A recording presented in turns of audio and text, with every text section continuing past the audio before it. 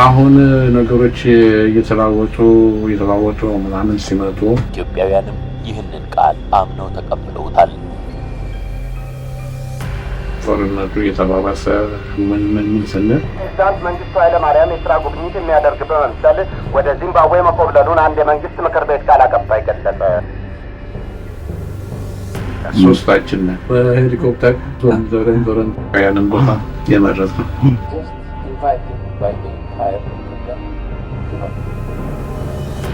ታሪክ የማይረሳው እንግዲህ ትውልድ ሲመጣ አንዱ ያደረገውን ነገር ያስታውሳል ወይስ ይረሳል? እሱ ሌላ ታሪክ ነው። እኔ አልኮበለልኩም፣ የሚያስኮበልልም ሁኔታም አልነበረም። የግንቦት ጀንበርና የሐራሬው ጭጋግ መንግስቱ ኃይለማርያም ያቺን ሰዓት ለ17 ዓመታት ያህል የኢትዮጵያ አየር በአንድ ሰው ድምጽና በዚያ ድምጽ በሚፈጠረው የቃል ማዕበል ታውቆ ቆይቷል። ያ ድምጽ እንደ ብረት የጠነከረ እንደ ነጎድጓድ የሚጮህና የሰሚን ልብ የሚያደነዝዝ የስልጣን ቃና ነበረው።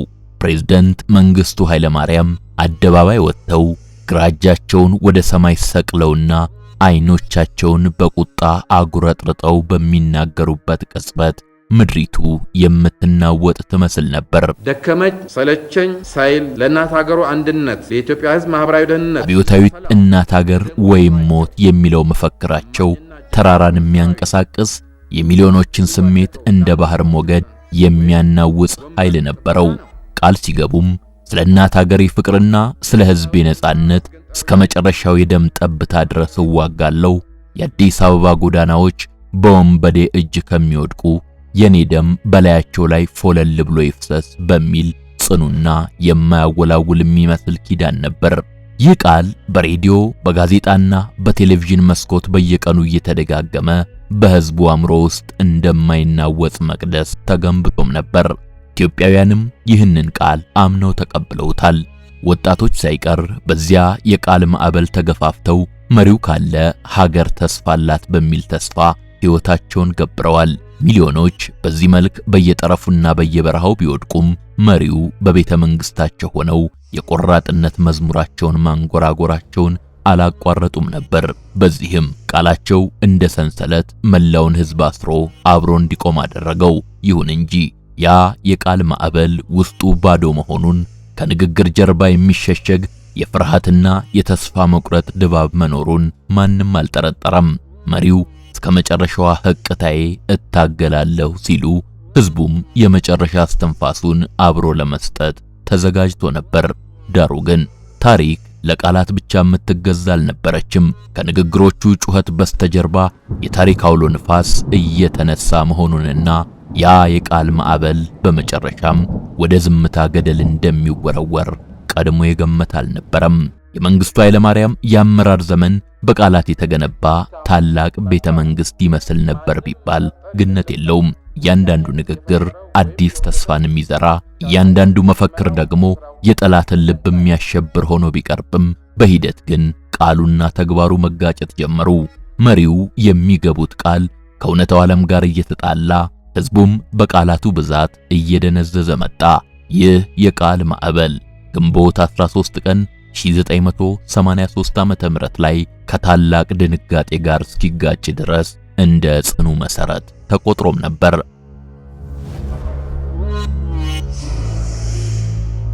ሚሊዮኖች መሪው በገባው ቃል መሰረት መጨረሻው ሰዓት ግንባር ላይ ተገኝቶ ሰይፉን እንደሚመዝ ሲጠብቁ፣ ያ ማዕበል ግን ድንገት ጸጥ አለ።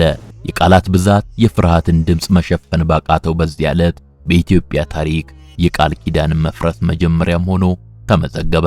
ይህ የቃል ማዕበልም ሄዶ የፈጠረው ግንባር ላይ የሚቆም ወታደርን ሳይሆን በአየር ላይ ወደ ስደት የሚከንፍ መሪን ነበር።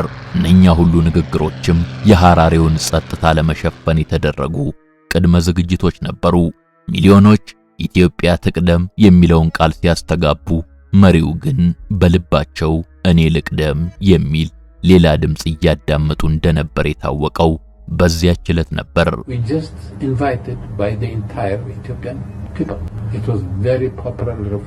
ጤና ይስጥልን ውድ የሳሎን ቲዩብ ተከታታዮቻችን፣ ዛሬ ወደ ታሪክ ገጾች ጎራ ብለን ከዛሬ 35 ዓመት በፊት በኢትዮጵያ ሰማይ ስር የተከናወነን አንድ ሁነት መለስ ብለን እንቃኛለን። የኮሎኔል መንግስቱ ኃይለማርያም የዓመታት ጩኸት እንዴት ወደ ሚስጥራዊ ዝምታ እንደተቀየረ፣ የንግግር ኃይል ተግባር ፊት ሲፈተን ምን ያህል ሰሎ እንደሚቀጥን 3 አስርታትን ወደ ኋላ በምናብ ተጉዘን እንመለከታለን። አብራችሁን ቆዩ። ምን ስንል እነሱን ይዤ ነው እንግዲህ ዞረን ስናበቃ ያንን ቦታ የመረጥነው። የግንቦት ወር 1983 ዓመተ ምህረት ማለዳዎች በአዲስ አበባ ሰማይ ላይ ሲፈነጥቁ እንደ ወትሮው በአእዋፋት ዝማሬ ታጅበው አልነበረም። ይልቁንም አየሩ ገና ከለጋነቱ በባሩድ ጭስና በከባድ የስነ ልቦና ስጋት ተቀይዶ ነበር ቢባል ይቀላል።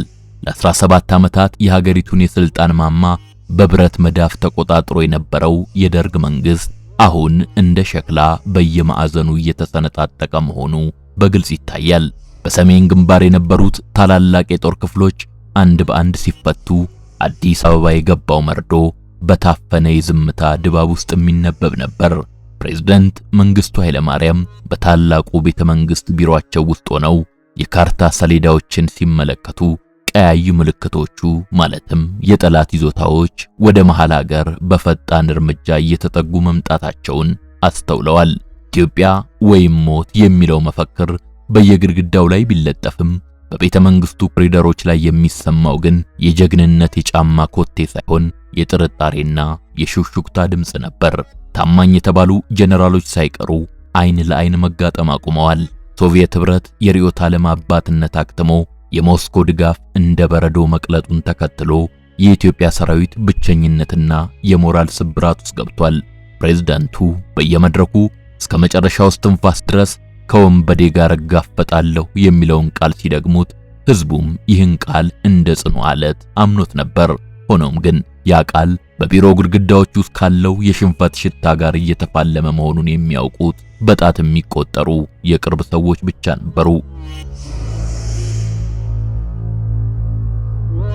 የከተማዋ ነዋሪዎች በየራዲዮኑ አብዮታዊት እናት ሀገር ወይም ሞት የሚለውን ወታደራዊ መፈክር እየሰሙ አይኖቻቸው ግን ወደ ሰሜን አቅጣጫ አሻግረው የጭስ ምልክት ይፈልጋሉ። በቤተ መንግስቱ ውስጥ ያለው አየር ታዲያ ከውጭው በበለጠ የከበደና ትንፋሽ የሚያሳጥር ነበር። ፕሬዝዳንቱ የመጨረሻውን የውጊያ ካርታ ሲያጥፉ በአእምሯቸው የሚመላለሰው የጦርነቱ ጉዳይ ሳይሆን እንዴት አድርጌ ይቺን ምድር ልልቀቅ የሚል ድብቅ ጥያቄ ነበር። ሶስታችን በሄሊኮፕተር ዞረን ብለን ታላቁ አውሎ ንፋስ ከሩቅ ታይቷል። የቤተ መንግስቱ የብረት በሮችም በዚያ ንፋስ ሲንቀጠቀጡ ይሰማሉ። ቃልና ተግባር፣ ጀግንነትና ፍርሃት በዚያች ጠባብ ክፍል ውስጥ ለፍልሚያ ተጋጥመዋል። በሚሊዮኖች የሚቆጠር ህዝብ መሪዬ ካለ ሀገሬ ምንም አትሆንም ብሎ በተኛበት ሌሊት መሪው ግን ለረጅም ጉዞ ሻንጣቸውን እያዘጋጁ ነበር። የአገራችን የሶሻል አፌር ሰራተኛ ማህበር ምናምን ነው። የሥርዓቱ መሰረት የሆነው የኢትዮጵያ ሰራተኞች ፓርቲ ኢሰፓ ቢሮዎች ባዶነታቸውን እየገለጡ ነው። ለዓመታት ሲካሄድ የነበረው ቀይ ሽብርና ሌሎችም የርዕዮተ ዓለም ትግሎች ዋጋ እንዳልነበራቸው የፓርቲው ካድሬዎች ሳይቀር ማሰብ ጀምረዋል። ፕሬዝዳንቱ ብቻቸውን በረጅሙ ጠረጴዛ ፊት ተቀምጠው በአንድ ወቅት ሚሊዮኖችን ሲያስከትል የነበረው ድምጻቸው አሁን ብቻውን አስተጋብቶ ሲመለስባቸው ይታወቃቸዋል። ውጭው ዓለም በዲፕሎማሲያዊ መንገድ ፊቱን አዙሯል። የአሜሪካና የሌሎች ምዕራባውያን ኃይሎች መሪው ስልጣን እንዲለቁና የሽግግር መንግስት እንዲመሰረት ጫና እያደረጉ ነው። ዳሩ ግን ፕሬዝዳንቱ ይህንን ምክር እንደ ድክመት በመቁጠር እስከ መጨረሻው ሰዓት ድረስ የጥንካሬ ጭምብላቸውን ላለመተው ታግለዋል። የአውሎ ንፋሱ መቃረብ ምልክቶች በኢኮኖሚውም ላይ በግልጽ ይታዩ ነበር። ነዳጅ ጠፍቷል፣ የዳቦ ወረፋው ረዝሟል፣ የከተማዋ ድባብም በጭንቀት ተወጥሯል። ይህ ሁሉ እየሆነ ግን መሪው በቤተ መንግስት መስኮት በኩል ወደ ውጪ ሲመለከቱ የሚያዩት የሚገሰግሰውን ጠላት ብቻ ሳይሆን የገነቡት ስርዓት በአንድ ጊዜ ተነዶ ሊቀብራቸው መዘጋጀቱን ነበር። ያ ከመጨረሻ ጠብታ ደም የሚለው ቃል አሁን በውስጣቸው እየተሸረሸረ ለግል ደህንነትና በህይወት የመትረፍ ስሜት ቦታውን እየለቀቀ ነው። በእርግጥም ይህ የአውሎ ንፋሱ መጀመሪያ የዘመናት ተረክ መፍረሻ መቅድም ነበረ። እያንዳንዱ ሰከንድ ወደ ግንቦት 13 ሲጠጋ የታሪክ ምዕራፍ ሊዘጋ መሆኑን የሚያውቀው ግን የቤተ መንግስቱ ዝምታ ብቻ ነበር። በመጨረሻም ያ አውሎ ንፋስ ከደጃፍ መድረሱን የሚያበስሩት የመድፍ ድምጾች ባይሰሙም በፕሬዝዳንቱ ልብ ውስጥ ግን የሽንፈት ነጎድጓድ ይጮህ ጀመር። ለ17 ዓመታት የገነቡት የብረት ግንብ በአንድ ጀንበር እንዳሸዋ ቤት ሊናድ መሆኑን ሲረዱ የጀግንነት ቃናቸውን ለውጠው ለሽሽት እቅድ ማውጣት ጀመሩ።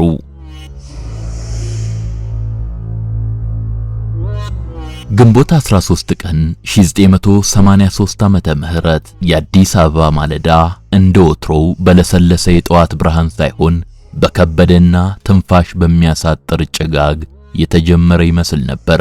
በታላቁ ቤተ መንግሥት ቅጥር ግቢ ውስጥ የሚታየው እንቅስቃሴ ግን ከተለመደው ወታደራዊ ስነ ስርዓት ወጣ ያለ ግርግር ነበረው። ፕሬዝዳንቱ ከወትሮው ቀደም ብለው ከእንቅልፋቸው ተነስተዋል። በዚያች ዕለት ሊከናወን የታቀደው ይፋዊ መርሃ ግብር በደቡብ ኢትዮጵያ የሚገኘውን የብላቴ ጦር ማሰልጠኛ መጎብኘትና በግንባር ለሚዋደቁት ወታደሮች የሞራል ማነቃቂያ ንግግር ማድረግ ነበር። ይህ ዕቅድ ለሚኒስትሮች ምክር ቤትና ለከፍተኛ የጦር መኮንኖች ጭምር የተነገረ መደበኛ ሥራ ቢመስልም በውስጡ ግን የታሪክን አቅጣጫ የሚቀይርና ሚሊዮኖችን የሚያስቆጭ ድብቅ ሴራ አርግዞ ነበር። ፕሬዝዳንቱ በመስታወት ፊት ቆመው ወታደራዊ ልብሳቸውን ሲያስተካክሉ በመስታወት ውስጥ የሚታየው ሰው ለሚሊዮኖች ቃል የገባው ቆራጡ መሪ ይሁን መዳረሻው ወደማይታወቅ ስደት የሚኳትን ስደተኛ ለይቶ ማወቅ አስቸጋሪ ነበር። የልብ ትርታቸው ከሚሳፈሩባት አውሮፕላን ሞተር ድምጽ ጋር እየተፎካከረ የቤተ መንግስቱን የመጨረሻ ትዝታዎች ባርመሞ ቃኙ። ያ ለዓመታት ኢትዮጵያ ትቅደም በሚል መፈክር የታጀበው ግርማ ሞገስ አሁን በጥንቃቄ ወደ ተሸሸገ የሽሽት ዕቅድ ተቀይሯል። በቢሮአቸው ውስጥ የነበሩ ጥቂት የግል ፋይሎችና አስፈላጊ ሰነዶች ቀድመው መሸሻቸውን አረጋገጡ። ይህ ዕቅድ የተወጠነው በታማኝ የደህንነት ሰዎች ሳይሆን በፕሬዝዳንቱ የግል ውሳኔና በጥቂት የቅርብ ሰዎች ሚስጥራዊ ስምምነት ነበር። ከቀኑ 4 ሰዓት ገደማ ፕሬዝዳንታዊው ሞተር ኮርቴጅ ከቤተ መንግስቱ ቅጥር ግቢ በዝምታ ወጣ። ጎዳናዎች ላይ የቆሙት ጥቂት መንገደኞች መሪው እንደ ልማዳቸው ለሥራ አሊያም ጦር ግንባርን ለመጎብኘት እየሄዱ መስሏቸው ነበር። አውሮፕላን ማረፊያው ሲደርሱ ግን እንደ ወትሮው ለረጅም ጉዞ የሚሆን ግዙፍ አውሮፕላን ሳይሆን አንድ ዳሽ 5 መለስተኛ አውሮፕላን ሞተሯን አስነስታ ትጠባበቃቸው ነበር። ጥቂት የቅርብ ደህንነቶችና አማካሪዎች ብቻ የታደሙበት ያ ጉዞ ከወታደራዊ ጉብኝት ይልቅ የስንብት ዝግጅት እንደሚመስል በስፍራው የነበሩ የቅርብ ሰዎች መጠራጠራቸው አልቀረም። ሆኖም የፕሬዝዳንቱ ቀዝቃዛ ግርማና የነበረው የብረት ወታደራዊ ዲሲፕሊን ማንንም አንዳች ጥያቄ እንዳይጠይቅ አፍኖ ያዘው።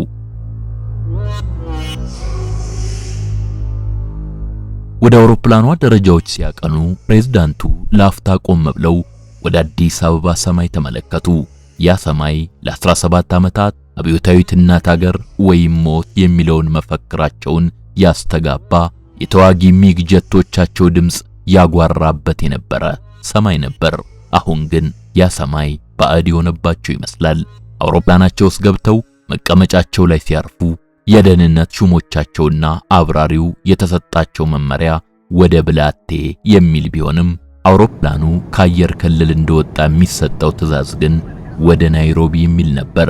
ይህ የመዳረሻ ስፍራ ልዩነት በታሪክ መዝገብ ላይ በከፍተኛ ጥንቃቄ የተቀመረ ትልቁ የሽሽት ስሌት ነበር። የመጨረሻው ቀን ዕቅድ በከፍተኛ ሚስጥራዊነት የተያዘ በመሆኑ የሀገሪቱ ከፍተኛ ባለስልጣናትና ጀነራሎች ሳይቀሩ መሪው የት እንዳሉ ያውቁም ነበር። በቤተ መንግስቱ የተቀመጡት ተጠባባቂ ባለስልጣናት ፕሬዝዳንቱ ብላቴ ናቸው ብለው ለቀረበላቸው ጥያቄ ምላሽ ሰጡ ነበር። ይህ ግን የታሪክ ትልቅ ሽሙጥ ነበር። መሪው ምድር ላይ ጦር ሲያጀግኑ ሳይሆን በሰማይ በኩል ከሀገር እየራቁ ነበር። ዕቅዱ ከሰው እይታ ማምለጥን ብቻ ሳይሆን ያን ሁሉ ዓመት የተነገረውን ጀግንነት ሳይቀር በአርምሞ መሸፈንን ያካተተ ስልት ስለነበር ማንም በቀላሉ ሊገምተው ወይም ሊጠረጥር አልቻለም። በመጨረሻም አውሮፕላኑ ለበረራ ሲነሳ የመጨረሻው ቀን ዕቅድ ወደ ተግባር ተቀየረ። ይህ ዕቅድ ፕሬዝዳንቱን ለጊዜው ከጠላት እጅ ቢያድናቸውም በታሪክ ፊት ግን ትልቅ የጥያቄ ምልክት ጥሎባቸው አለፈ። የሚሊዮኖች ተስፋና በደም የተጻፈው አንድ ጥይትና አንድ ሰው እስኪቀር እታገላለሁ የሚለው ቃል በዚያች አውሮፕላን ክንፍ ስር ተጭኖ ወደማይታወቅ መዳረሻ ተጓዘ። የአውሮፕላኑ መንኮራኩር ከመሬት ሲነሳ የደርግ ስርዓትም ከመሰረቱ ተነቅሎ የመጨረሻውን የውድቀት ጉዞ ጀመረ። አውሮፕላኗ ወደ ሰማይ ስትነጠቅ በውስጧ የነበረው ድባብ ከመቃብር የከበደ ጸጥታ የሰፈነበት ነበር። ፕሬዝዳንቱ ያቺ ለዘመናት አንገቴን እሰጣለሁ ብለው የተሳሉላት ምድር አሁን ከእግራቸው ስር እየራቀችና እየኮሰመነች ትታያለች። አውሮፕላኑ ወደ ደቡብ አቅጣጫ መታጠፍ ሲጀምር በውስጥ የነበሩት ጥቂት ባለስልጣናትና አብራሪው ነገሩ መደበኛ ጉብኝት አለመሆኑን ተረዱ። አቅጣጫው ወደ ብላቴ ሳይሆን ወደ ናይሮቢ፣ ከዚያም አልፎ ወደ ደቡባዊቱ አፍሪካ ሀገር ዚምባብዌ ነበር። በሺዎች የሚቆጠሩ ጫማዎች ከፍታ ላይ ፕሬዝዳንቱ የገጠማቸው ትልቁ ፍልሚያ ታዲያ ከጠላት ጋር ሳይሆን ከገዛ ህሊናቸውና ካለፈው ታሪካቸው ጋር ነበር። አእምሮአቸው ውስጥ የ17 ዓመታት ትዝታዎች እንደ ፊልም ይመላለሳሉ። የደርግ መነሳት፣ የንጉሱ ውድቀት፣ የ60 ባለስልጣናት ግድያ፣ የነጭና ቀይ ሽብር ሰቆቃዎች፣ በመጨረሻም አብዮታዊት እናት ሀገር ወይም ሞት እያሉ ያደረጓቸው ስሜት ቀስቃሽ ንግግሮች። አሁን ያ ሁሉ ጩኸትና ግርግር ጸጥ ብሏል። የሚሰማው የአውሮፕላናቸው ሞተር ድምጽ ብቻ ነበር። መሪው ለህዝባቸው እኔ ያለሁ ወንበዴ አዲስ አበባን አይረግጣትም ብለው ቃል ቢገቡም አሁን ግን ራሳቸው ከጠላት በፊት አዲስ አበባን ጥለው እግሬ አውጭኝ እያሉ ነው። የአውሮፕላኑ አብራሪ አቅጣጫ ቀይር የሚለውን ጥብቅ ትዕዛዝ ሲቀበል በውስጡ የተፈጠረው ድንጋጤ ቀላል አልነበረም። የሀገር መሪን ይዞ ወደ ባዕድ ሀገር መኮብለል የታሪክ ብቻ ሳይሆን የሙያ መርዶም ጭምር ነበር። ፕሬዝዳንቱ ግን በተለመደው የዝምታ ግርማቸው እንደተጀቦኑ ወደ ኋላ የተዋትን ሀገር ትዝታ በሐሳብ ይቃኙ ነበር። በዚያች ሰዓት ቤተ መንግስቱ የተቀመጡት ሚኒስትሮች መሪው የጦር ግንባር ደርሰው እስኪመለሱ በጉጉት ይጠብቃሉ። ነገር ግን አውሮፕላኑ የኬንያን ድንበር ሲያቋርጥ የኢትዮጵያ ሉዓላዊነትና የሥርዓቱ መሪነት በአየር ላይ እንደተበተነ ጭስ መሆኑ እርግጥ ሆነ። ይህ ጉዞ ለፕሬዝዳንቱ የግል ሕይወት መትረፊያ ቢሆንም ለተከተላቸው ሰራዊትና ለሰማቸው ሕዝብ ግን ታላቅ ክህደት ነበር። በየበረሃውና በየተራራው መሪ እስካለ ሀገሬ በገንጣይ አስገንጣይ አትቆረስም ብሎ ደረቱን ለጥይት የሰጠው ወታደር መሪው በምቾት አውሮፕላን ውስጥ ሆነው ድንበር መሻገራቸውን ገና አልሰማም ነበር። ፕሬዝዳንቱ በመስኮት የሚያዩት የደመና ክምችት ምናልባትም ላለፉት ዓመታት ሲነገር የነበረው አብዮታዊ ተረክ ፍጻሜውን እንዳገኘ የሚያበስር ነጭ ባንዲራ መስሎ ታይቷቸው ይሆናል። አውሮፕላኑ ወደ ናይሮቢ አየር ማረፊያ ሲቃረብ በኢትዮጵያ ምድር ላይ የነበረው ፀሐይ ቀስ በቀስ መጥለቅ ጀምሮ ነበር።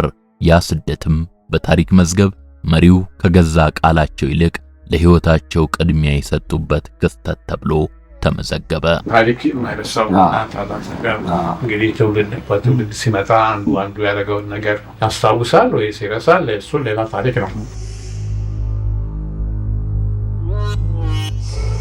የግንቦት 13 ቀን 1983 ዓመተ ምህረት የቀትር ፀሐይ በአዲስ አበባ ሰማይ ላይ እንደቆመች ትታያለች። በከተማዋ ሰፈርና መንደር በየመስሪያ ቤቱና በየጦር ሰፈሩ ሰዎች ጆሮአቸውን ወደ ሬዲዮ ጣቢያዎች አስጠግተዋል።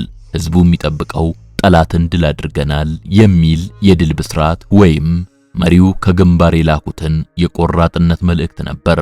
ይሁን እንጂ ከጥቂት ሰዓታት በኋላ የአየር ሞገዱን ሰንጥቆ የወጣው ዜና ፕሬዝዳንት መንግስቱ ኃይለማርያም ሀገራቸውን ጥለው ኮብልለዋል የሚል ነበር። ፕሬዝዳንት መንግስቱ ኃይለማርያም የሥራ ጉብኝት የሚያደርግ በመምሰል ወደ ዚምባብዌ መኮብለሉን አንድ የመንግስት ምክር ቤት ቃል አቀባይ ገለጸ። ይህ ዜና እንደ ሰደድ እሳት በመላው ሀገሪቱ ሲሰራጭ መጀመሪያ ላይ የተፈጠረው ስሜት ድንጋጤ እንጂ ቁጣ አልነበረም። ሚሊዮኖች እንዴት ሊሆን ይችላል ብለው እርስ በርሳቸው በግርምት ተያዩ። እስከ መጨረሻዋ ህቅታዬ ትግሌን እቀጥላለሁ ብለው በአደባባይ ምለው ሲገዘቱ የነበሩት ሀገሬን ለገንጣይ አስገንጣዮች አሳልፌ አልሰጥም እያሉ ደረታቸውን ይደቁ የነበሩት መሪ ያላንዳች ደብዳቤና ይፋዊ የስንብት ንግግር ሀገሪቱን ጥለው መሄዳቸው በህዝቡ ልብ ውስጥ የነበረውን የመጨረሻ የተስፋ ክር በጣጥሶ ጣለው። የኢትዮጵያ ሰራዊት ግንባር ላይ ሆኖ ይህንን መርዶ ሲሰማ የያዘው መሳሪያ ከእጁ ላይ ሾልኮ የወደቀ ያህል ከበደው። ሀገር ከመሪ በላይ ማን ምልክት አላት? እኛስ ስለማን እንዋጋለን? ደማችንንስ ስለምን በከንቱ እናፈሳለን? የሚል ተስፋ መቁረጥ በየተራራውና በየሸለቆው አስተጋባ። ጀግንነቱና ቆራጥነቱ በንግግር መድረክ ላይ ብቻ የቀረ ትርኢት መሆኑ ሲጋለጥ በሺዎች የሚቆጠሩ ወታደሮች መሳሪያቸውን እየጣሉ መበተን ጀመሩ። የሐራሬው የዜና መርዶ ለአንድ ስርዓት ማብቂያ ብቻ ሳይሆን ለ17 ዓመታት የተገነባው የመሪነት ግርማም ባንድ ጀንበር የፈረሰበት ቅጽበት ሆነ። በአዲስ አበባ ጎዳናዎች ላይ የሚታዩት አብዮት ጠባቂዎች አንገታቸውን ደፉ። ባለስልጣናቱም መዳረሻቸውን ፍለጋ ግራ ቀኝ ባዘኑ። ያ ግዙፍና አስፈሪ የነበረው የመንግስት መዋቅር መሪው አውሮፕላን ውስጥ ገብተው ሲበሩ አብሮ የበረረ ይመስል ኦናነቱ በአደባባይ ታየ። ፕሬዝዳንቱ በሐራሬ ምድር በሰላም ሲያርፉ፣ በኢትዮጵያ ምድር ግን የቃላቸው መፍረስ ያስከተለው አውሎ ንፋስ ታሪክን ሊቀይር እየተዘጋጀ ነበር። ቃላቸውን አምኖ አብዮታዊት እናት ሀገር ሲል የነበረው ትውልድ አሁን የቀረው ከመሪው የተረፈው የባዶነትና የክህደት ጩኸት ብቻ ሆነ። ይህ መርዶ በኢትዮጵያ የፖለቲካ ታሪክ ውስጥ እንደ ትልቅ የክህደት ምልክት ተደርጎ ተወሰደ። መሪው ሕዝባቸውን ጠላት ላሉት ጥለው መውጣታቸው የኋላ ኋላ ለሚመጣው ወታደራዊና ፖለቲካዊ ውድቀት ዋነኛው ምክንያትም ሆነ። ሐራሬ ላይ የረገፈው የፕሬዝዳንቱ ግርማ በአዲስ አበባ ጎዳናዎች ላይ በድንጋጤና ፍርሃት ታጀበ። ታሪክም በዚያች ዕለት ቃል ኪዳን የሸሸበትንና እውነት የተሸሸገችበትን መራራ ትዝታ ከተበች። የግንቦት 13ቱ ጀንበር በአዲስ አበባ ጎዳናዎች ላይ ስታዘቀዝቅ በኢትዮጵያ ሰማይ ላይ ለ17 ዓመታት ተለኩሶ የነበረው የቀይ ኮከብ ነበልባል ድንገት በቃጭል ድምጽ ሳይሆን በከባድ ዝምታ ጠፋ። የፕሬዝዳንቱ ስደት የአንድን ግለሰብ ከሀገር መውጣት ብቻ ሳይሆን የአንድን ትውልድ የፖለቲካ እምነትና የቆራጥነት ተረክ ይዞ የጠፋ ክስተትም ሆነ። ጀግንነት በንግግር መድረክ ላይ ብቻ የሚታይ ድራማ፣ ቃል ኪዳንም ለስልጣን ማቆያ የሚነገር ተረት መሆኑን ታሪክ በዚያች ዕለት በደማቅ ቀለም መዘገበች። ይህ ታሪካዊ ሁነት በኢትዮጵያ ፖለቲካ ታሪክ ትልቅ ክፍተት ጥሎም አለፈ። መሪው ሕዝባቸውን ለታሪክ ፍርድና ጠላት ላሉት ኃይል ጥለው መውጣታቸው የኋላ ኋላ ለሚመጣው ወታደራዊና ፖለቲካዊ ውድቀት ዋነኛው ሰበብም ሆነ።